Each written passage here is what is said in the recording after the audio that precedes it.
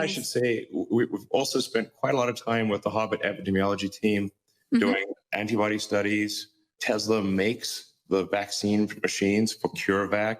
Gates said something about me not knowing what it's doing. It's like, hey, knucklehead, we actually make the vaccine machines for CureVac, that company you invested in. Seems like you have a lot of passion around this topic, like that you feel this has been blown and that there are better ways to do it, which is what you do in your other parts of your life, correct? Whether it's Tesla or SpaceX, the rockets aren't being reused. The cars aren't electric. The way we address viruses is irrational. It's very irrational.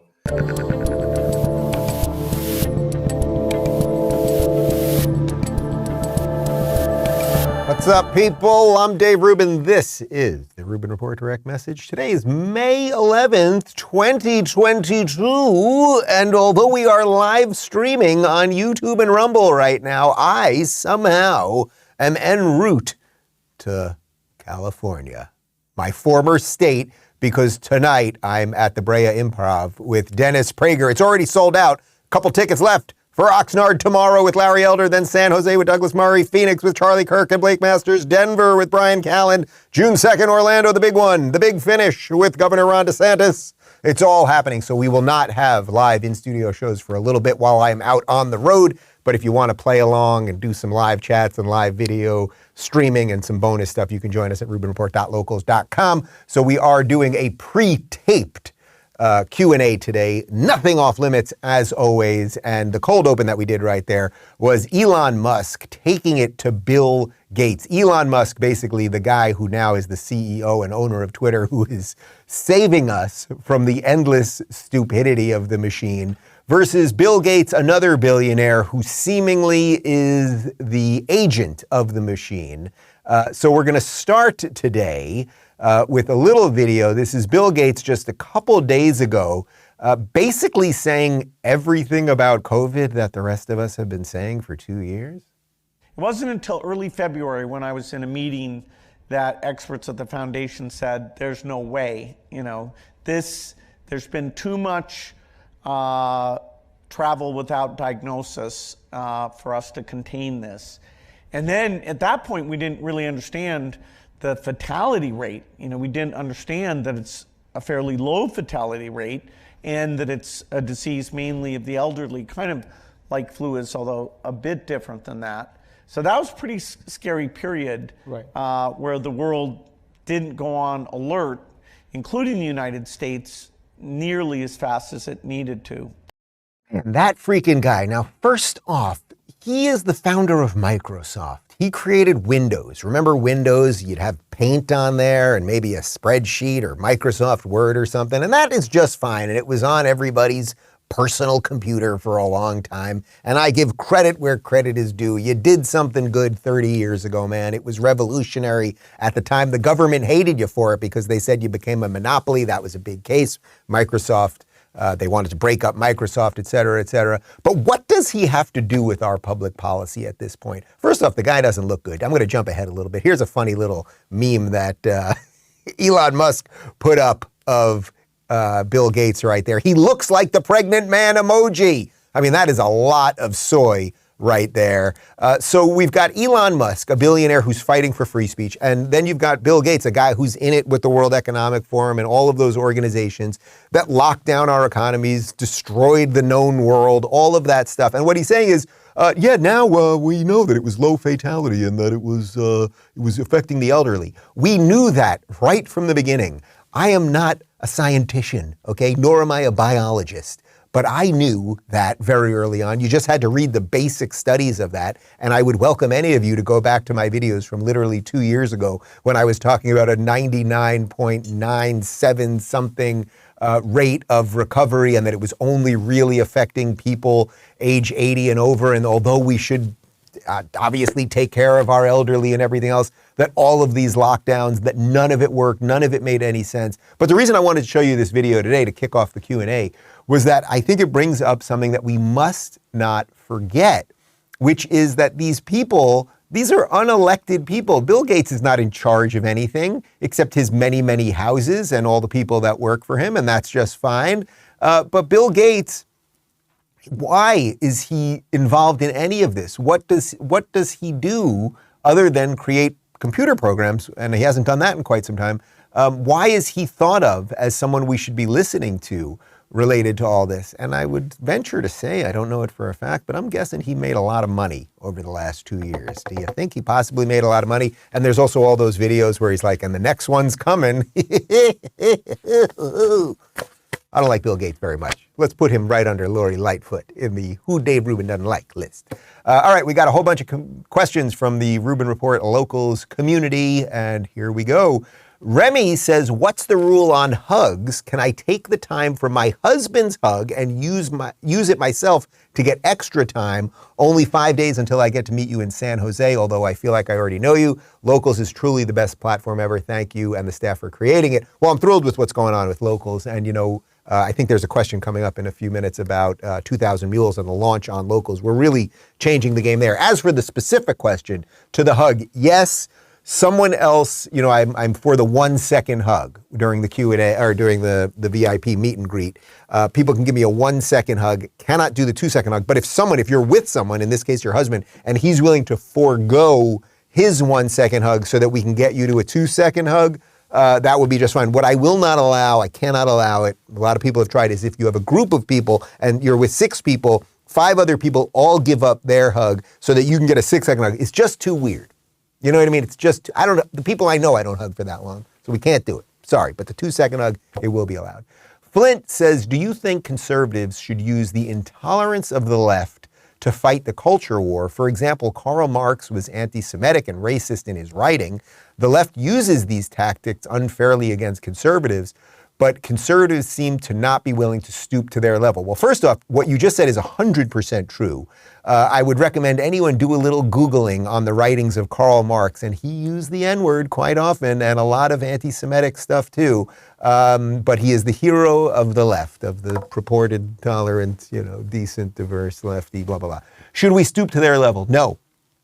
We shouldn't stoop to their level. And look, we can all fall in that trap sometimes, and sometimes I say silly things on this show, usually in a joking manner, and we can all mock them to the nth degree, to the edge of the universe and all that stuff. But I think that really the key is just be a little bit better than them, just be a little happier than them, just be a little more functioning than them. That's how we'll bring people over. They're going to constantly see one side that burns on outrage, faux outrage, and anger. And then they're going to see another group of people, and they're going to go, well, these people are sort of interesting, and they talk about other stuff than politics, and they seem kind of happy, and they're sort of fun. And I guess that's weird because they kind of call themselves conservatives, and that doesn't sound like such a fun word, but they do seem like better people. And I think the proof is in the pudding. And over time, that's how you win people over. You just be a little bit better. So I know the inclination is to stoop to their level. And I really get it when it comes to something like Twitter, right? Because it sort of brings out the worst in us. It's always easy to own these people and everything else. But no, I think being a little bit better is probably the best way to do it. Talway says, do you have another book project planned, or do you think being a new dad might put a temporary halt to your writing? So, well, first off, on the latter part, yeah, I mean, look, the dad thing is going to change everything. I'm going to continue doing the Daily Show here. Everything that you know of me doing, we are going to continue for sure, without question. I love doing this, and when I'm on the road, as I'll be for the next 10 days or so, I miss being in studio. I mean, I really do. So I know I'm doing the right thing in life. When you miss your work, you're doing something good.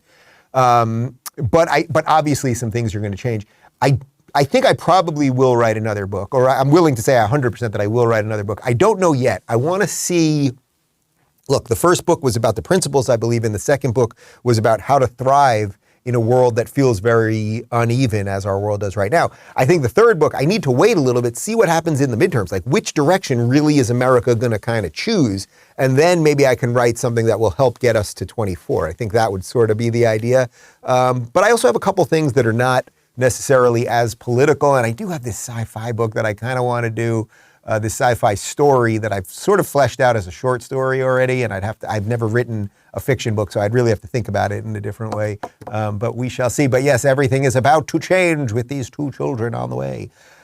Richard says, Dave, who's your favorite and least favorite president, and for what reasons? Well, Biden by far is my least favorite, right? I mean, this guy's been an absolute disaster. I don't think he's in charge. He has old person's disease. Everyone he's around is a chronic liar. Dr. Jill Biden is not taking good care of him. This administration has been a fiasco. They ushered him in under the idea that he wasn't going to be a progressive nutbag. He is. He poops in his pants, et cetera, et cetera. It's a lot.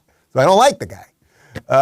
My favorite president, I mean, I don't know, is it going to sound cliche? But in retrospect, Trump was pretty freaking good, right? It was all good except for the riots that the left unleashed. We had a great economy. We had world peace. We didn't have these crazy wars. Everything was going well. It really was. Then we suddenly get COVID out of nowhere and we get riots out of nowhere. I don't know. Maybe that's why Bill Gates is smiling. Taylor says, with the new data, now the Walgreens index showing little to no benefit of the vaccine, how are companies and institutions able to continue to require them and still with no mention of natural immunity? So it's a little unclear to me exactly what companies are requiring what at this point. I don't think, are there any requirements by private companies? I mean, I guess a private company could still make some private requirements to their employees. It's a little unclear, but I would say generally speaking, I never felt that I had the right to inject any of my employees with anything, and I still stand by that. And that if you work at a place that wants to inject you with things, you should look at getting another job. I will also mention that at the West Nyack show, which is the last show I did on the first leg of the tour with Megyn Kelly, West Nyack, New York, when I was doing some messing around with the crowd, there were a lot of nurses there. And there were several nurses that got fired for not getting vaxxed. There were a couple nurses there who ended up getting vaxxed and they felt that they had to keep their jobs. And man, what a horrific choice. What a horrific choice these private companies force their people into, the government forced government employees into. Really just evil. It was just evil. And in retrospect, think how evil. I mean, that video of, Connor will throw it in, that video of in Venice Beach when they were, running over with the bulldozer, the skate park, like the chasing down people, that were surfing, like the crazy things that they did in the name of keeping you safe. And man, it's like we should have been kept safe from them, not from this disease. Says, what is David's favorite meal to cook? Well, I've said many times, my favorite meal for him to cook is his cast iron chicken parm, which you can see the recipe at davidscookbook.com or David's Cookbook on Instagram. And he is working on an actual physical cookbook. What's his favorite meal to cook? He loves spice. He loves all kinds of different spices. So he loves cooking Indian. That's probably his personal favorite to cook. Obviously, I'm big on the smoker these days. So this past weekend, I mean, we smoked a leg of lamb that was massive. Then we smoked an 11-pound brisket. We've had a lot of people visiting us. So it's been a lot of meat. I just smell like meat constantly. So do we have smell-o-vision yet on the computer there? We're working on it. Because soon enough, you'll be able to smell me through the screen. Isn't that exciting? That's what we're working on over here. Nathan says, hi, Dave. I hope y'all enjoyed the Chick-fil-A. Oh, I know who this is. It was great to meet you, and I was really entertained by your wit, enthusiasm, and sense of humor. What was your favorite personal take of the Atlanta show and your visit here to the Peach State? So this is a nice guy who I met who is a Chick-fil-A employee, and he happens to be gay. Can you believe it? A gay guy selling fried chicken to the masses. And he gave me a gift certificate to Chick-fil-A. We used it in an airport. I don't think it was in Atlanta. We used it maybe in the Dallas airport, if I'm not mistaken.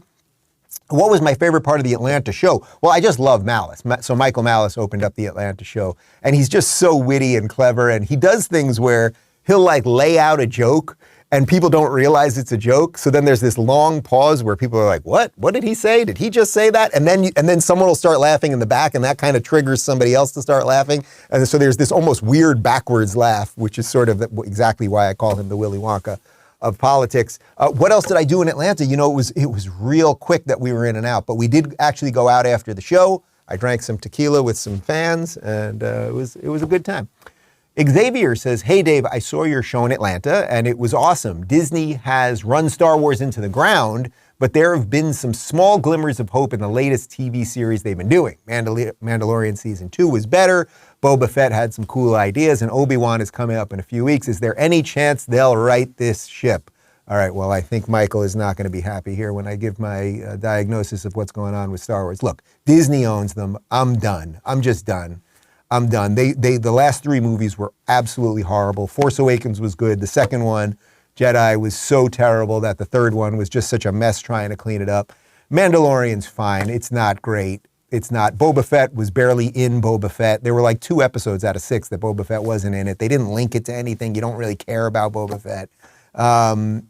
What else? What was the other? Oh, and now Obi-Wan's coming out. And it's like, yeah, does it look kind of good? It does, but I canceled Disney Plus.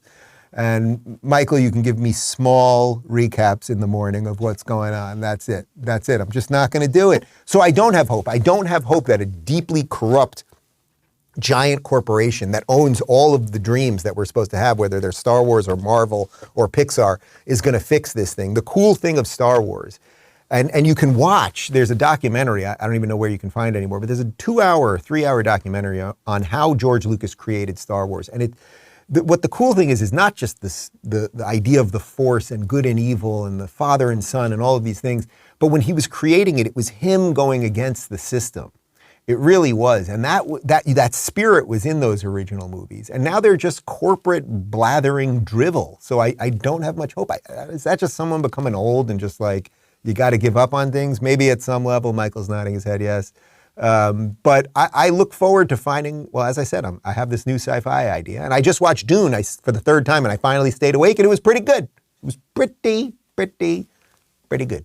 Joe says, what do you enjoy the most about live audiences? I mean, I love messing around with the crowd. So for those of you that have been in the audiences, I'm throwing t-shirts out there and I've got people screaming things and arguing with each other. And I sometimes bring people on stage and I don't really plan too much. So it's a total free for all. And I just love being in a room with people where they get to interact. It would be as if I was doing this in your living room and you were able to yell at me and I was able to yell at you and we could ask questions to each other and have people in the audience debating things. I'm just sort of managing chaos. So I just love seeing people smile again, man. Just that really is it. Marshall says there seems to be a new movement around medical freedom.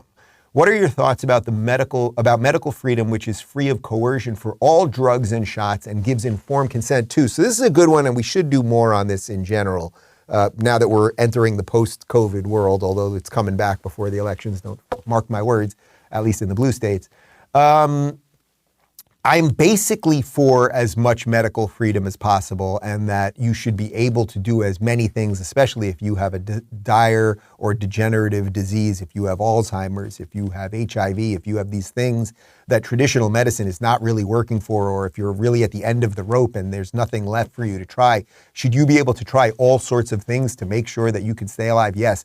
Do we need some regulation? Probably. Could some of it be privatized to a degree? Probably. Should we have more competition and less regulation around drugs? Absolutely.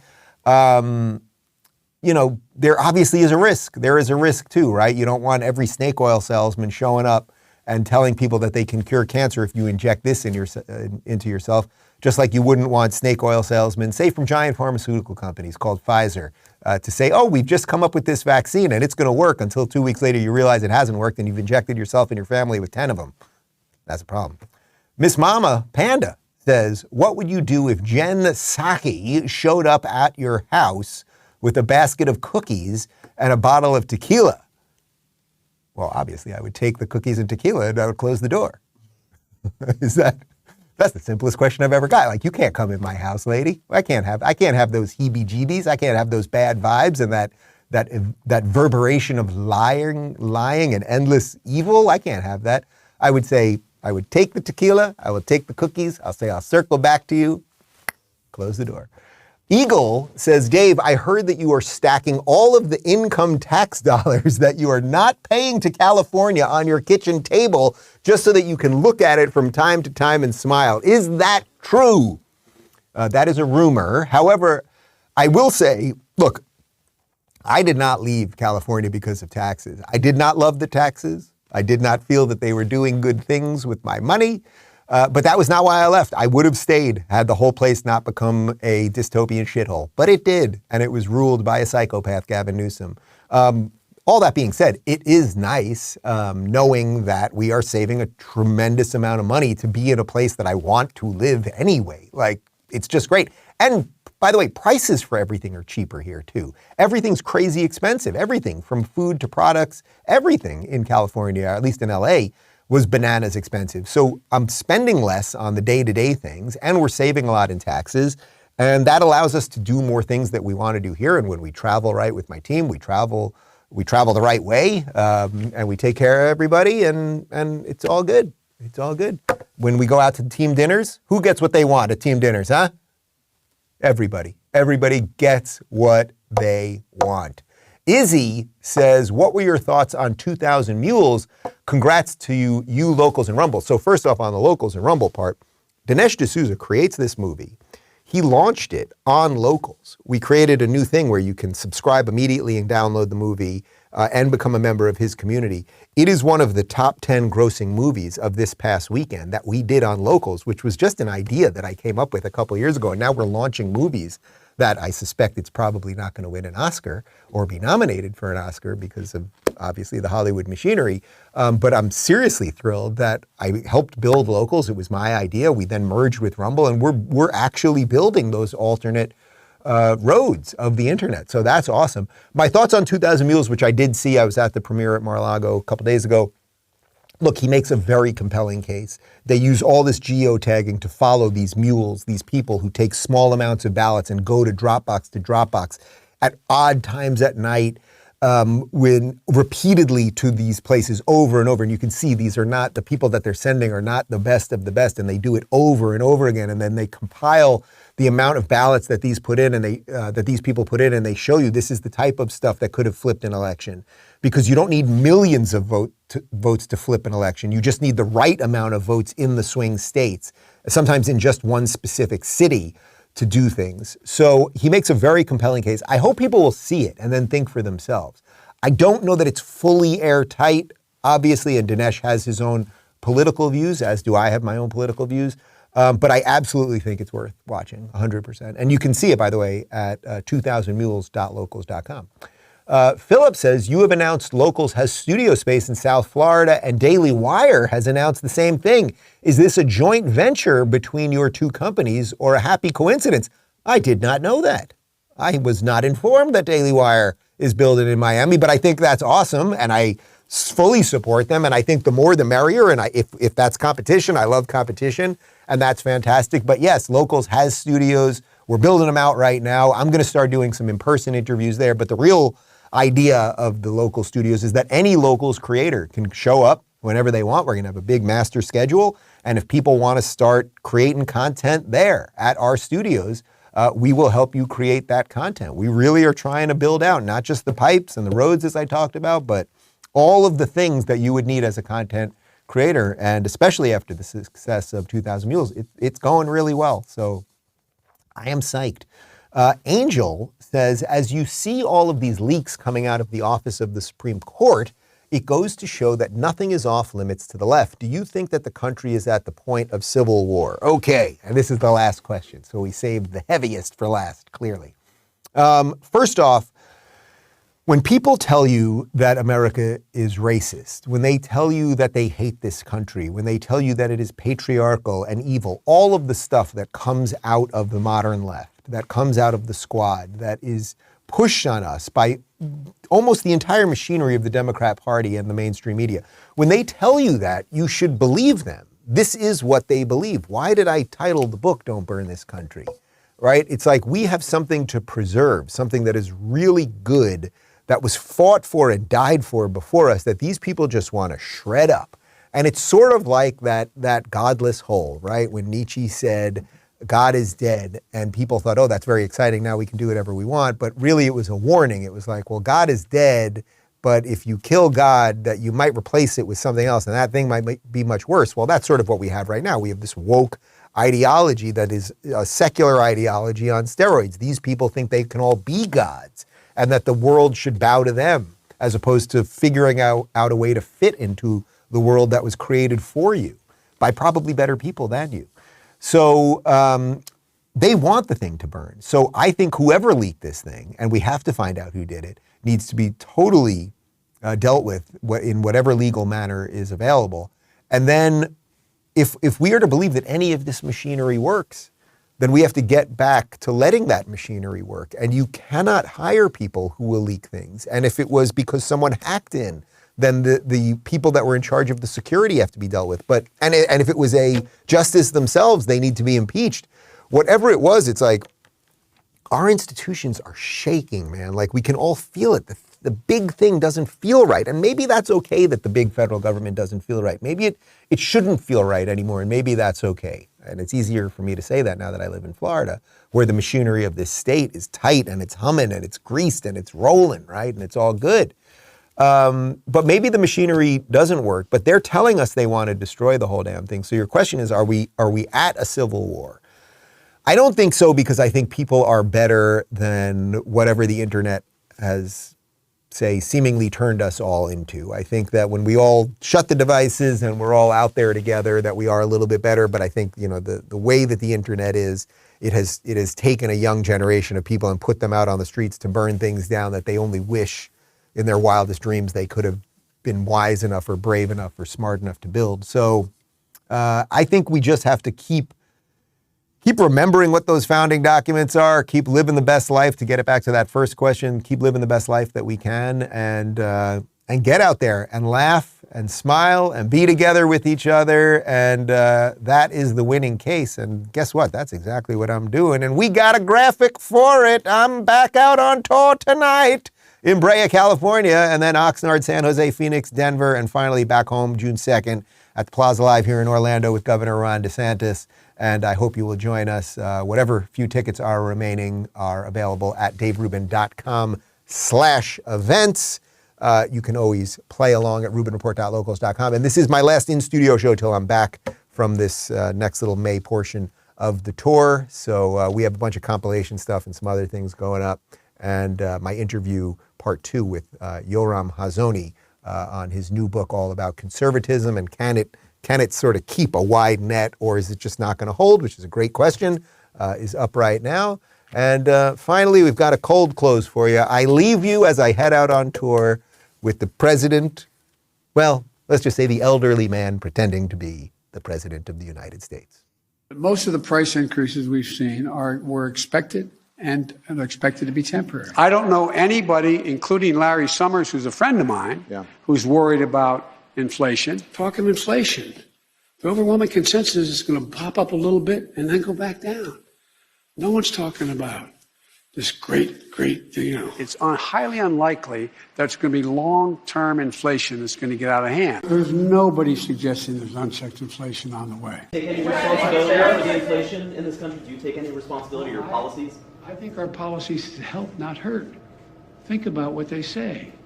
The vast majority of the economists think that this is going to be a real tough problem to solve, but it's not because of spending. We brought down the deficit. The bottom line is, how much does America owe? How much in the hole are we going? We're reducing that.